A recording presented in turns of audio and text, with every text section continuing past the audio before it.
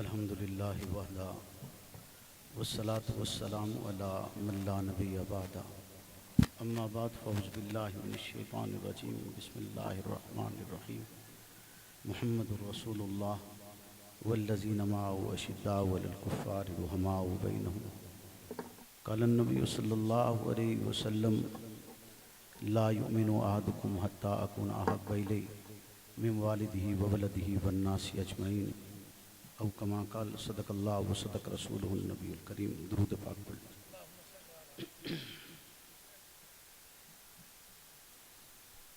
अल्लाहुम्मा सल्लि अला मुहम्मदिन मादनिल जूदि वल करम मंबइल इल्मि वल हिल्मि वल हिकम व आलिहि वसल्लम।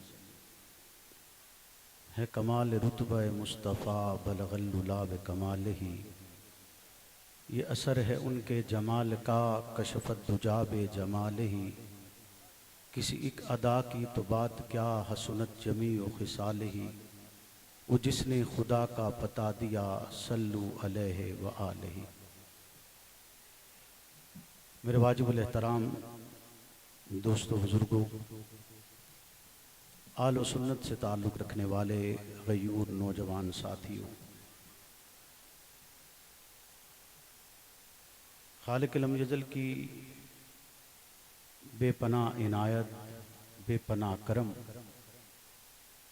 कि जिसकी बदौलत रमज़ान की इन बाबरकत सातों में आपसे मुखातिब होने का 22 फरवरी पर मौका मुयस्सर आया है। अल्लाह के आलम से दुआ गो कि वो मुझे हक़ और सच कहने की तौफीक अता फरमाए और हक़ और सच कहने के बाद मुझे और आपको उस पर अमल पैरा होने की भी तौफीक अता फरमाए।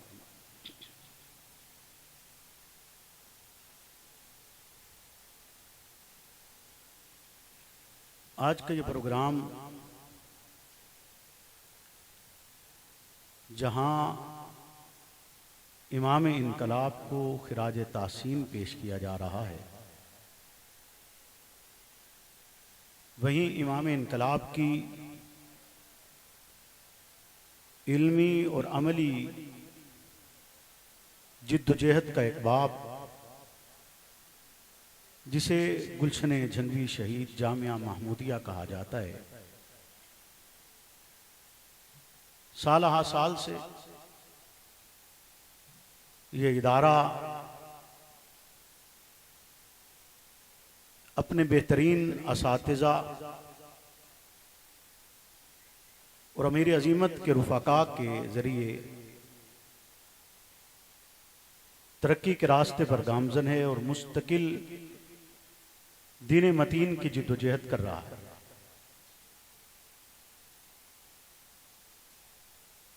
इदारे की इंतज़ामिया ने यह ज़रूरी समझा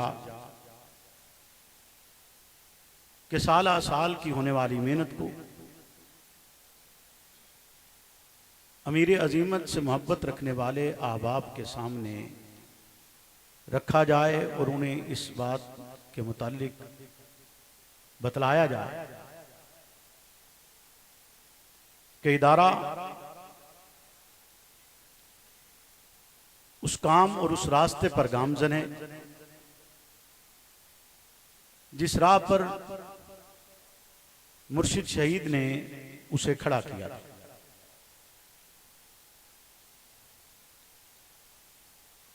मुर्शिद की सियासी जिद्दोजहद हो, मजहबी और तहरीकी जिद्दोजहद हो, इल्मी और अमली जिद्दोजहद हो, हमारी ये जिम्मेदारी बनती है कि हम उसके हर पहलू और हर गोशे को अवाम उन्नास के सामने पेश करें। मुर्शिद ये फरमाया करते थे कि मेरे इदारे से निकलने वाला हर एक तालिब इल्म एक पैगाम के साथ निकलेगा और वो पैगाम क्या होगा? पैगाम इस्तिकामत होगा। वो बतलाएगा कि इमाम आजम अबू हनीफा का जनाजा जेल से क्यों निकला था। ये महज लफ्ज नहीं, एक तारीख और हकीकत है जिसको मैं अगले कुछ लम्हात में बयान करूंगा इंशाअल्लाह। अभी अपने असातिज़ा की इजाज़त से और हज़रत किबला मुफ्ती उस्मान साहब तौसवी दामत बरकातुहुल आलिया जो हर साल हम पर खसूसी शफ़क़त करते हैं और इस साल इस वादे के साथ कि अगले साल दरस हदीस ये देंगे, तो मुझे इनके हुक्म पर आज कुछ अल्फाज कहने का मौका मुयस्सर आया है, क्योंकि हम उस विरासत को लेकर चल रहे हैं जो विरासत दीन से ताल्लुक़ रखती है। हम ज़बानी दावे या खाली खोली नारों के साथ मुर्शिद के काज को कोई नुकसान नहीं पहुंचाना चाहते। हमारा मकसद ये है और ये मुस्तकिल मकसद है, कोई लम्हों में तब्दील नहीं होता, बदलता नहीं है, रात में कुछ और सुबह में कुछ नहीं होता, कि हम मुर्शिद की उस मेहनत को हकीकी मानों में लोगों के सामने रखें, जिनकी विलायत और करामत आज भी जिंदा हकीकत रखती है। आप तमामी हजरात मौजूद हैं, कोई एक फर्द ऐसा मुझे बतला दे कि जो ये कहे कि उसने मुर्शिद की गुफ्तगू को टेप रिकॉर्डर के जरिए सुना हो या आज मीडिया के दौर में उसकी पीडीएफ फाइलें बनकर, उसकी ऑडियोज बनकर उन ऑडियोज को सुना हो और वो आज से 1985 में ना चला गया, उसके दिल में असहाब रसूल की मोहब्बत का दरिया मौजन ना हुआ। कैसे विलायत नहीं कहा जाता कि लफ्ज अदा किए हुए 40 साल गुजर गए हों और 40 साल गुजरने के बाद भी लफ्ज अपनी तासीर नहीं खोते, लफ्ज अपना माना नहीं बदलते, लफ्ज अपना मफहूम तब्दील नहीं करते। इमाम बुखारी की ये हदीस जिसे वो अपनी किताब की आखिरी हदीस के तौर पर लाए, ये इसी मफहूम को बयान कर रही है।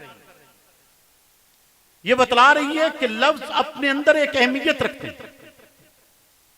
इमाम बुखारी इसमें 3 जुमले कह रहे हैं कि रब की बारगाह में महबूब है,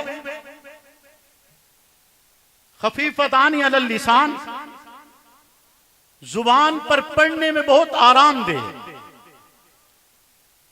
जुबान पर पढ़ने में बहुत आरामदेह, यानी मुश्किल पेश नहीं आता। तो इंसान सोचता है कि लफ्ज जो आसान हो सकता है उनकी अहमियत इतनी ना हो। तो अगले जुमला हदीस मुबारका का जो हजरत अबू हुरैरा से मनकूल है, जो अमीरुल मोमिनीन फिल हदीस हैं, वो कहते हैं नहीं, जुबान अगरचे आसानी से पड़ती है लेकिन मैदान में ये अपनी कुव्वत और ताकत रखते हैं, ये मैदान में अपना वजन रखते हैं, मैदान में पूरे के पूरे वजनी और भारी और अल्फाज अदा किए जो रिसालत वहां से सुने, अपनी तरफ से बयान नहीं किए, रिसालत वहां से सुनकर बयान किए। सुभान अल्लाह व बिहम्दिही सुभान अल्लाहिल अज़ीम। आप भी एक दफा कह दीजिए, बरकत के लिए कह दीजिए, सुभान अल्लाह व बिहम्दिही सुभान अल्लाहिल। शेख अब्दुल हक मुहद्दिस देलवी ये लिखते हैं और ये बात शोहरत को पहुंच चुकी है कि किसी परेशानी और मुश्किल में अगर बुखारी का ख़त्म किया जाए और फिर रब से दुआ की जाए तो वो परेशानी ख़त्म हो जाती है और रब की बारगाह में बुखारी के इख्तिताम पर दुआ कबूल होती है। और इंशाअल्लाह अज़ीज़ हज़रत मुफ्ती साहब दुआ करवाएंगे और आप हजरात पूरी दिल जमी के साथ ये समझते हुए कि हम इबादत कर रहे हैं। हम अगर रमजान की इन सातों में इकट्ठे हुए हैं तो दुनियावी लालच के लिए इकट्ठे नहीं हुए, मफादात के लिए इकट्ठे नहीं हुए, मुझे बेशुमार लोगों ने यह कहा कि आप रमजान की इस तारीख को बदल कर कोई और दिन रख लें। हमने कहा हम दुनियावी लालच के लिए यह प्रोग्राम नहीं करते, हम मुर्शिद को खिराज तासीन पेश करते और हम इस बात की खुशी महसूस करेंगे कि इन बाबरकत सातों में आने वाले अफराद हमें मेहमान नवाजी का मौका देंगे। और हमने अपनी कोशिश की है, हो सकता है हमारी उस कोशिश में कोई कमी रह गई हो, यकीनन रह गई हो। मैं उस पर तहे दिल से आपसे माजरत खा भी कि आप उसको टूटी फूटी कोशिश को कबूल करेंगे और इन मोहब्बतों और अकीदतों को अपने साथ लेकर जाएं। तो इमाम बुखारी ये लफ्जों की अहमियत बयान करते हैं कि लफ्ज माज जुबान से अदा नहीं होते कि अदा कर दिए गए और उनका कोई माना और मतलब नहीं। ऐसा नहीं, लफ्ज अदा होते और अदा होने के बाद अपनी अहमियत रखते, फिर उसके मुताबिक उसका बदला मिलता है, उसके मुताबिक उसका नतीजा आता है कि ये अल्फाज जो अदा करता है। एक और रिवायत में आता है कि जिसने ये अल्फाज अदा किए अगर उसके गुनाह समंदर की झाग के बराबर भी हैं तो माफ कर दिया जाए। यानी ये लफ्ज माज लफ्ज नहीं।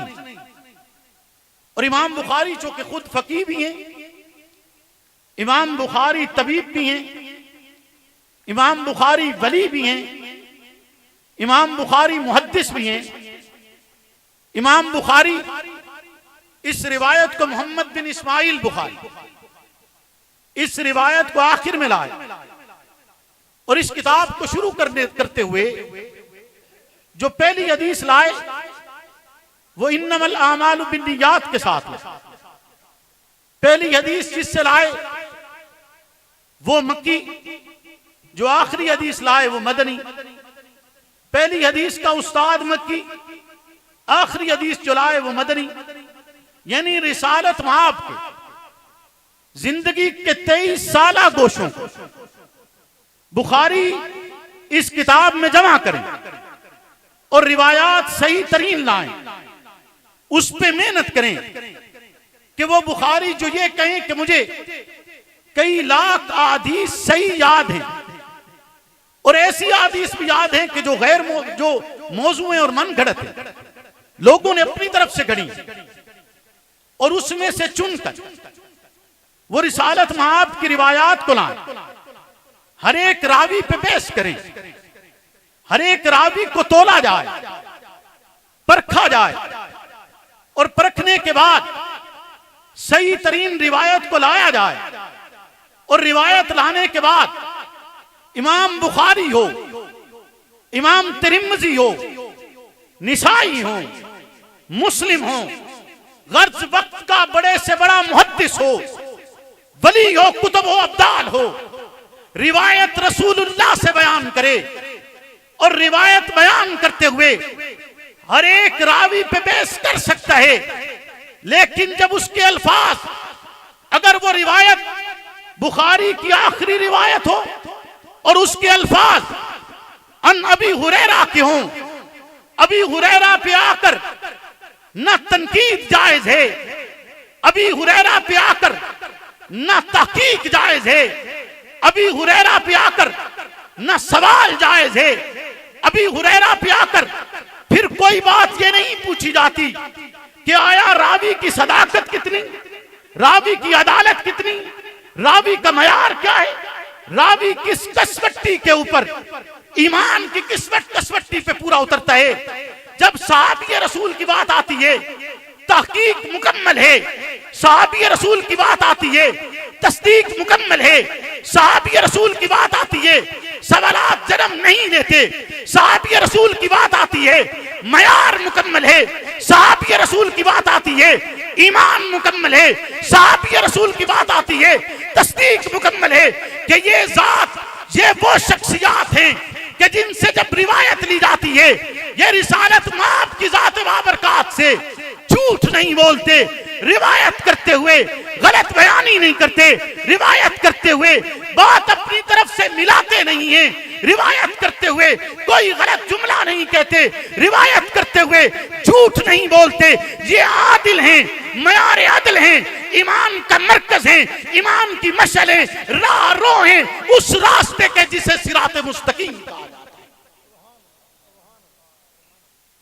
वो आखिरी रिवायत हो या इमाम बुखारी की पहली रिवायत है, जिसमें इमाम बुखारी इन्नमल आमालु बिन्नियात की रिवायत है। बेशुमार हदीस के रावी होते हैं, सहाबा में भी एक हदीस के कई रावी होते हैं, लेकिन इमाम बुखारी रिवायत भी लाएं, बुखारी का आगाज भी करें। वो इमाम बुखारी जिसने 16 साल रोजे रखे, वो इमाम बुखारी जो गुंबद खजरा के साए में अपनी किताब लिखते रहे, वो इमाम बुखारी जो गुस्ल करते हैं, लिबास अच्छा जेब तन करते हैं, खुशबू लगाते हैं और तस्दीक करते हैं अपनी रिवायात की और फिर उसे बयान करते हैं। वो इमाम बुखारी अपनी किताब की पहली हदीस बगैर कोई बाब बांधे लाए। वो इमाम बुखारी कि जिसे बुखारा से जिला वतन कर दिया गया, जिसे समरकंद ने जगह नहीं दी, जो जब इस दुनिया से रुखसत हुए तो फकत 3 अफराद उनके पास मौजूद थे। वो इमाम बुखारी अपनी हदीस की पहली किताब लाएं, किताब की पहली हदीस लाएं और वो हदीस जिस सहाबी से लाएं उस हदीस का फकत एक रावी हो। अस्हाबे रसूल में भी कोई और रावी इन्नमल आमालु बिन्नियात का नहीं था। सबसे पहले उस रिवायत को जिस सहाबी रसूल ने बयान किया, इमाम बुखारी उसी सहाबी का नाम लेकर इस रिवायत को बयान करते हैं और ऐलान करते हुए कहते हैं कि हदीस सीखने वाला हर एक तालिब इल्म अपनी नीयत को दुरुस्त करे, अपना किबला दुरुस्त करे, अपने ईमान में दुरुस्तगी करते हुए खालिसतन अल्लाह और अल्लाह के रसूल की इताअत और रजा के लिए इस किताब को पढ़ना शुरू करे, बगैर बाप बांधे इमाम बुखारी हदीस की रिवायत लाएं। तन्हा रावी हो, अकेला रावी हो, लेकिन जब बात सहाबी रसूल की है फिर तस्दीक और तहकीक की जरूरत बाकी नहीं बचती, फिर किसी कसवट्टी पे तोला नहीं जाता, फिर दुनिया को कोई मीज़ान सहाबी का अदल नहीं बयान कर सकता। फिर उसका मीज़ान तो वही होगा जो खल्लाक के आलम की बारगाह में है, वही होगा जिसमें खालिक ने तौल कर बतला दिया है कि ये सहाबा वो हैं जिनकी तरह तुम्हें ईमान लाना है। आमनू बिमिस्ल मा आमनतुम कहकर खल्लाक के आलम जिनके लिए मीज़ान बयान करते हैं, आप जुबान से अल्फाज अदा करें, खालिक उसका मीज़ान करे और उसके बाद आपको उसका अजर सवाब अता हो। और दूसरी तरफ आप अभी ये कलिमात कहने से केवल ईमान लाना चाहते हैं और उसके लिए खालिक ने मीज़ान करके दे छोड़ा, खालिक ने मीज़ान करके दे छोड़ा।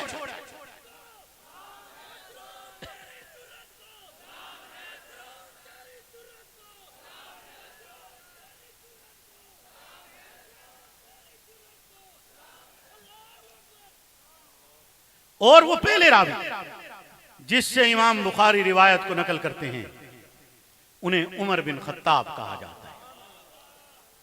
पहली रिवायत मुसलमानों के अमीरुल मोमिनीन से, आखिरी रिवायत अहादीस के अमीरुल मोमिनीन से।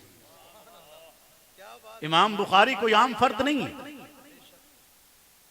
कोई इतना आप कह लीजिए कि सस्ता फर्द नहीं है, उम्मत का रोशन सितारा है कि जिसकी मेहनत आज भी डंके की चोट की तरह बोल रही है कि उन्होंने अहादीस को इकट्ठा किया और उम्मत उन्हें पढ़ रही है और सीख रही है और जान रही है और पहचान रही है और उससे सीख रही है। लेकिन मेरा बतलाने का मकसद कि इमाम बुखारी ने भी अपने जमाने की बातिल कुव्वतों को जवाब देते हुए इन हदीस को लाए कि अबू हुरैरा भी वो है जिनकी जात पे तनकीद की जाती है, अबू हुरैरा भी वो हैं जिनकी जात पे तनकीद की जाती है, और उमर बिन खत्ताब भी वो हैं कि जिनकी जात पे तनकीद की जाती है।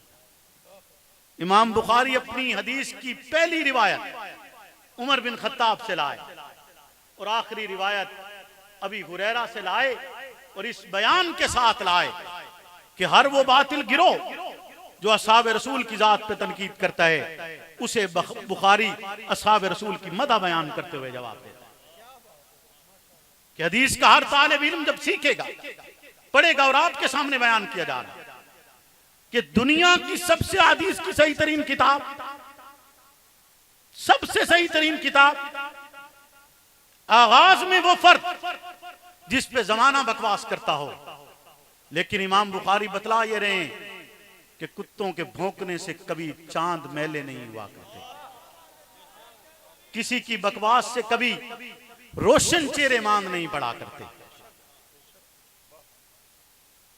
इमाम बुखारी की यह तलकीन मैं उम्मीद रखूंगा कि आप साथ लेकर जाएंगे कि तमाम तर बातिल गिरोहों के खिलाफ उन्होंने काम किया और मेहनत की, और उस मेहनत के नतीजे में तकालीफ आई, उन्हें जिला वतन होना पड़ा है, मुश्किलें बर्दाश्त करनी पड़ी है, लेकिन वो मुश्किल की है। इमाम बुखारी रास्ता नहीं तर्क किया है।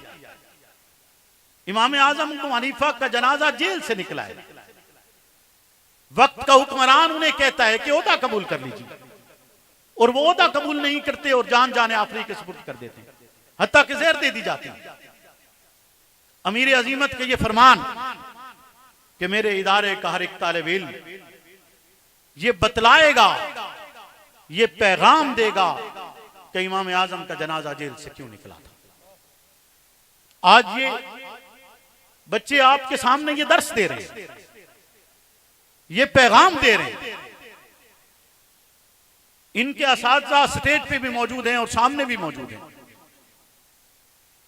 जो साल से इन्हें दर्स हदीस दे रहे हैं और मुर्शिद की तर्ज और तरीके पर उन्हें सिखा रहे हैं, उन पे मेहनत कर रहे हैं, उस इदारे के साथ मुखलिस होकर काम कर रहे हैं। ये बात गलत होगी कि मैं उन असातिज़ा को खिराज तासीम पेश न करूं जो एक तवील मुद्दत से इस इदारे में इल्म की रोशनी बांट रहे हैं और हर मुश्किल और हर तकलीफ से गुजरे हैं, हर मुसीबत से गुजरे हैं और उससे नबरद आजमा हुए हैं। बारहा तशद्दुद की राह इदारे के साथ इख्तियार की गई, पर ये अफराद साबित कदम रहे, डटे रहे और उस मेहनत को जारी रखे हुए। अल्लाह रब्बुल इज्जत से दुआ है कि वो हमें इस मेहनत के साथ अपनी बारगाह में कबूल फरमाए। तो किस्सा मुख्तसर, वली करामत से नहीं इस्तिकामत से बनते हैं। वली करामत से नहीं इस्तिकामत से बनते हैं। औलिया के नजदीक जब लताइफ जारी कर दिए जाएं, जब लताइफ जारी कर दिए जाएं तो आखिरी लतीफा जब जारी होता है, जिसे उम्मुद दिमाग कहा जाता है, जब आखिरी लतीफा जारी हो जाता है, वो लतीफा कल्बी हो, लतीफा रूही हो, लतीफा नफ्स हो, लतीफा सिर्री हो, लतीफा खफी हो, लतीफा अख्फा हो, जब वो जारी हो जाते हैं तो आखिरी लतीफा जब जारी होता है तो आवाज पता है क्या आती है? बोले ना, आवाज पता है क्या आती है? कि जो सदा शुरू तो हुई थी ला इलाहा इल्लल्लाह, सदा शुरू हुई थी ला इलाहा इल्लल्लाह से, जो सदा शुरू हुई, जब मुब्तदी जो इब्तदाई सबक लेने वाला होता है, जब उसे सिखाया जाता है तो ला इलाहा इल्लल्लाह से शुरू किया जाता है कि आगाज तुम्हारा ला इलाहा इल्लल्लाह से होगा। तुम्हारे दिल में रब के सिवा कोई और मकी नहीं होगा, तुम रब के सिवा किसी के जात से डरोगे नहीं। मुर्शिद ये पैगाम देते थे कि नहीं देते थे कि रब के सिवा किसी का खौफ नहीं है, मौत का एक वक्त मुतय्यन है और वक्त मुकर्ररा पे आएगी, जो वक्त कब्र में लिखा है वो कब्र में आएगा, बाहर नहीं आ सकता, जो बाहर लिखा है वो कब्र में नहीं आ सकता। जब उम्मुद दिमाग रोशन हो जाए और जब वो सदा दे तो ला इलाहा इल्लल्लाह से शुरू होने वाली सदा, मेरा ये जुमला आप याद रखेंगे? वादा करके बताएं कि ये जुमला याद रखेंगे, हाथ ऊंचा करके बताएं, याद रखेंगे इस जुमले को। ला इलाहा इल्लल्लाह से शुरू होने वाली सदा की इंतहा है फना फिल्लाह। जब उम्मुद दिमाग जारी हो जाए तो सदा फना फिल्लाह की आती है। सदा किसकी आती है? फना फिल्लाह की आती है। अल्लाह के आलम से दुआ है वो मुझे और आपको अमल की तौफीक अता फरमाए।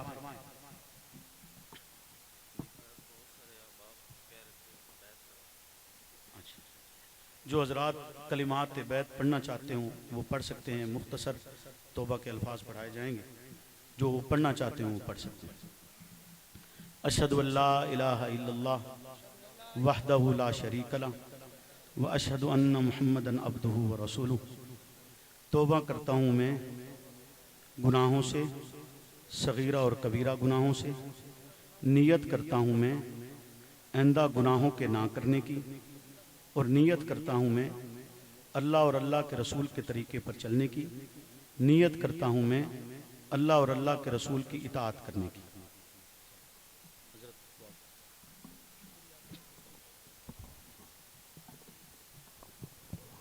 दुआ करके जाएं, दुआ करके जाएं, ऐसे ना उठे। ये कबूलियत की घड़ियां हैं, इन घड़ियों को जाया ना करें। आपने बड़ा तवील वक्त गुजारा है, बड़ी मेहनत की है, बड़े दूर दराज से सफ़र करके आए हैं, और जो अफराद सफ़र करके आए उनके लिए वहाँ इदारा में उनकी शहरी का इंतज़ाम भी मौजूद है। और आप हजरात तसल्ली से बैठकर दुआ करके जाएं। ये इबादत का मग़ज़ है, और हमने इबादत की है, ज़ाती मफादात के लिए कुछ नहीं किया। आप तवज्जो के साथ बैठिए और खालिक लम जज़ल की बारगाह में दुआ को हमारी और आपकी परेशानियों को दूर